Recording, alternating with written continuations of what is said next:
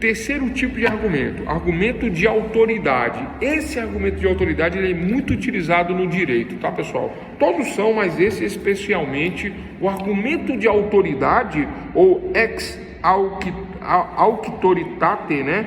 auctoritate, auctoritate, né? Ex auctoritate ou ab autoritate, né? Autoritate, né? Ou argumento de autoridade, simplificando, argumento de autoridade. Tá? É muito famoso nos meios científicos, nos meios de pesquisa, nos meios literários, né? O argumento de autoridade. E o que é o argumento de autoridade? Nós vamos entender isso com muita facilidade, muita simplicidade, né? O argumento de autoridade né? Lembrando que o argumento ele serve para persuadir e para convencer. A priori é isso, né? Lá na Gênesis, no nascimento do argumento, né? Quando Aristóteles falava que o desenvolvimento da linguagem era importante para o desenvolvimento do homem, e o argumentar é persuadir e convencer. Aristóteles vinha com essas questões, mas aí, olha só, no argumento de autoridade, eu argumento, eu tento convencer, eu tento persuadir, mas neste momento de convencer e persuadir, eu aponto como pai da ideia que eu estou apresentando uma autoridade pública e notória e conhecida, e digo: olha, eu estou falando isso, mas vejam bem, eu estou falando isso porque eu me baseio no conhecimento de fulano, na sabedoria de Beltrano. Ele é quem falou isso, então eu estou copiando o que ele falou, e ele sabe o que está falando, porque ele é uma autoridade no assunto. Agora vamos mudar a situação. Quem é autoridade em determinadas decisões judiciais, né? Aí eu tenho os juízes que decidiram, eu tenho a jurisprudência, é um argumento de autoridade. É um argumento de autoridade, né? Juízes já decidiram sobre a questão de alimentos, né, no nosso país. Existe um entendimento jurisprudencial de que quando aquele que deve a pensão, seja ele ou ela, mas o devedor de alimentos, né, deverá, né, ser coagido ao pagamento de alimentos caso ele não pague 3 parcelas. Não é um entendimento jurisprudencial. A lei não fala de 3 parcelas. A lei fala: deveu, tem que pagar. Deveu uma, tem que pagar uma. Deveu 10, tem que pagar 10. Tanto faz se é uma ou se são 10. Mas existe um entendimento jurisprudencial de que, né, é bom se aguardar 3 com cautela e etc e tal, mas deu 3, não pagou, cadeia. Argumento de autoridade. Qual é a autoridade que fala isso? A jurisprudência. Então são várias autoridades que falam isso.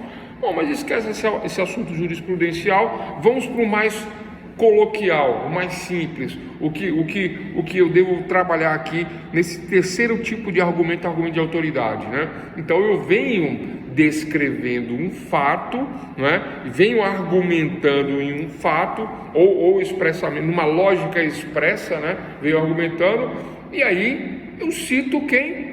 Um autor famoso. Pô, professor, como assim autor famoso? Uma autoridade no assunto, óbvio, né? Uma autoridade, aquele que entende sobre determinado assunto, né? Eu morei alguns anos em São Paulo, 14 anos morei lá em São Paulo, né? E nós tínhamos lá, né, um amigo, né? O Fernando Capês, doutor Fernando Capês, um amigo, né? Ex-promotor de justiça, dentre diversas atribuições aí no mundo jurídico, né? E aí, quando eu dava minhas aulas de direito penal, né, eu gostava de citar o Capês pela amizade, né? Argumento de autoridade. Ele é uma autoridade no assunto, ele é uma autoridade de direito penal, com diversos livros escritos, inclusive, né, de direito penal, né? Inclusive eu tenho alguns livros dele em casa, né? Não aqui, mas eu tenho, né? Então eu posso fazer citação sobre determinado assunto. Eu lembro que nós fizemos inclusive uma entrevista lá na cidade de São Carlos, né? Quando houve uma mudança da sistemática do tribunal do júri, né? Então nós fizemos ali uma entrevista sobre júri, falando sobre júri. Então estava eu, ele, né? Um amigo nosso da política lá de São Carlos da época, né? Mais o diretor da faculdade e o dono da faculdade. Nós estávamos lá. Eu era coordenador do curso de Direito, né? Uma entrevista, um bate-bola ali rapidinho. Na hora de citar sobre júri, né? Eu poderia citar Alberto Silva Franco, Rui Stocco, né? Eu poderia citar Guilherme Nucci, muito famoso, muito conhecido, o pessoal gosta muito. Damásio, né? Damásio, famoso, né? Damásio Jesus. Mas por que não citar aquele que eu conhecia como um argumento de autoridade? Então eu citava, sempre fiz isso, citações de Fernando Capês. Tem um outro juiz também lá da comarca, que é professor da USP, eu gosto de fazer citações dele, né? Professor, tenho também os livros dele. Oi.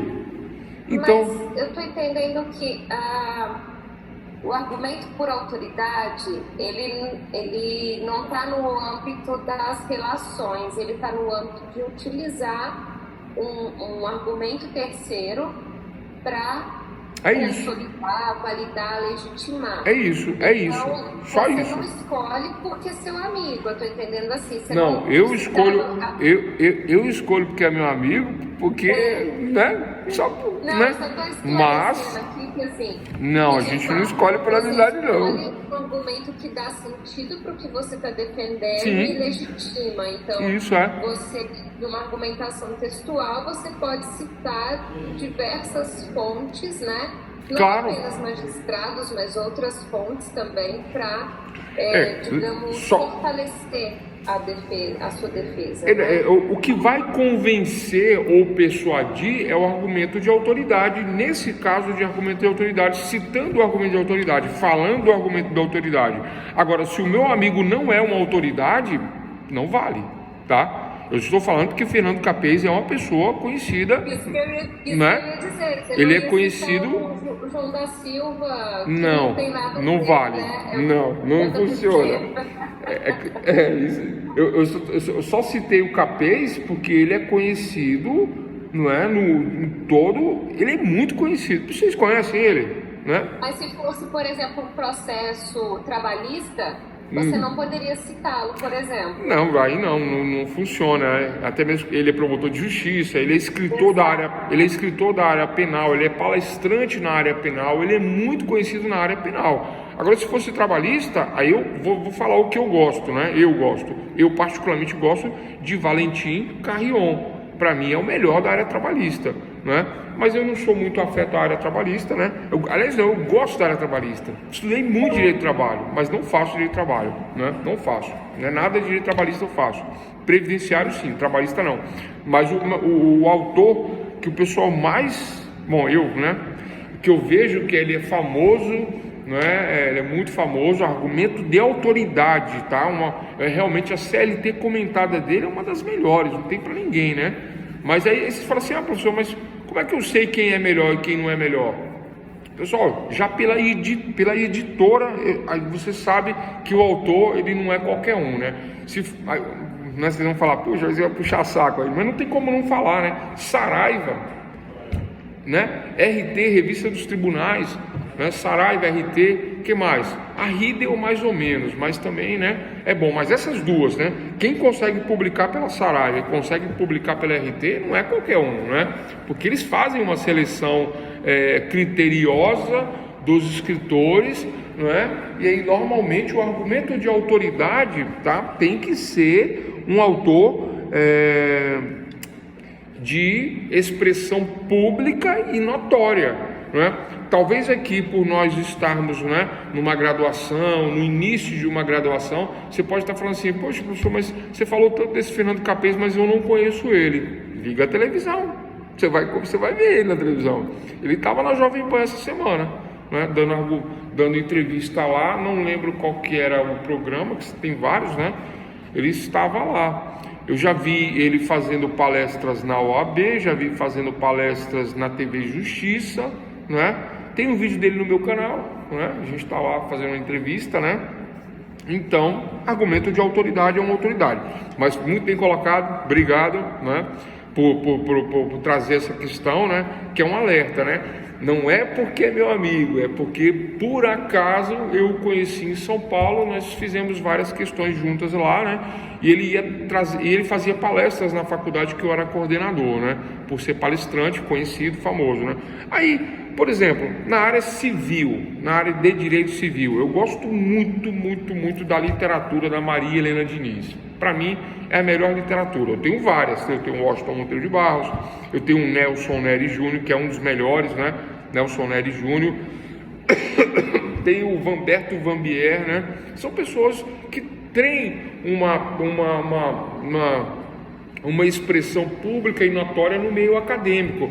Ah, professor, não conheço nenhum desses que você falou aí. Vai conhecer, né? Mas agora vamos lá, né? Sem desmerecer ninguém. Quem é da área jurídica conhece esses autores que eu estou falando, né? Você fala de Maria Helena Diniz, todo mundo sabe quem que é Maria Helena Diniz, né? De como? Das obras, da literatura, sabe que ela é uma doutrinadora, uma pesquisadora, uma professora.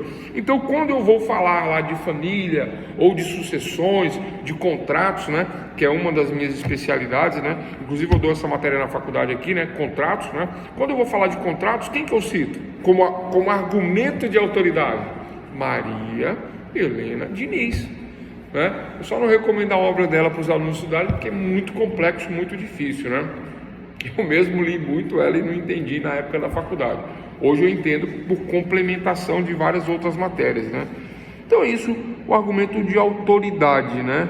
Os autores, né, citam, né, o argumento de autoridade, ele serve para isso, tá, pessoal? Para poder embasar o argumento na opinião de uma autoridade no assunto. Eis o argumento de autoridade, né? E ponto final.